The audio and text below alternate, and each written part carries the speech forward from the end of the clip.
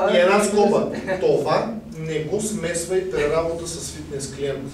Това, че на теб така ти действа, не означава, че ще действа на други. Това го казвам само като пример.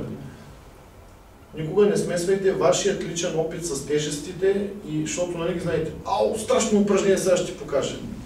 Самият той не е нито страшен, нито упражнението е страшно. Абсолютно всички движения са страшни сами по себе си. И това, че за него примерно това упражнение не означава, примерно, че ще работи. Давам личен пример. Близо, откакто се дипломирах при вас, не съм използвал щанга за лежанка. Това го виждате само за демонстрация. Само дъмбели. Мой личен извод, до който стигнах. Това в никакъв случай няма да го пресъздам. Примерно, Борис идва при мен като клиент. Искам, нали, знаете, гърди малко ръце да стегна, дам веднага страшна програма. Не. Така че, както виждате, всички тия принципи, за които говорихме преди тези неща, точно те са тези, които са ръководни. Да, върви структурата за работа с фитнес клиенти. Така че не просто само си ги говорихме в началото, а за да направите една програма тренировъчна, и работеща, тези принципи трябва да ги спазвате.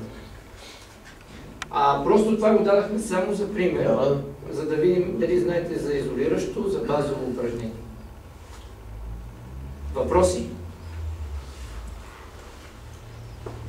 Логите, не може всичко да ти е ясно. Аз честно казвам, не можах да схвана разликата, понеже нали, принципно в базовото изолиращото разликата беше в това, че примерно нали, базовото хваща повече глави в самия мускул.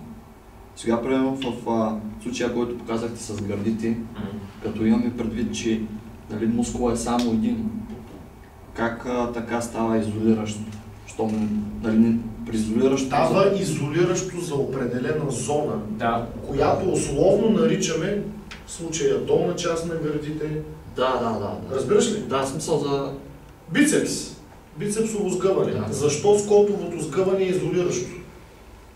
Точно до този извод стигнахме, че това е изолиращо движение. Да. Но скотовото сгъване, в зависимост от това какъв е ъгъла на лежанката, определя коя част от долната част, долната част, анатомично няма долна част. Има две глави, двуглав мишничен мускул, вътрешна и външна. Ние го разпределяме на горна, средна, долна. Самия връх на бицепса, когато се стегне при различни пози на сцена и в ежедневието, и видим един оформен мускул, за какво ни говорят. Примерът, който давам аз, ти го разбра.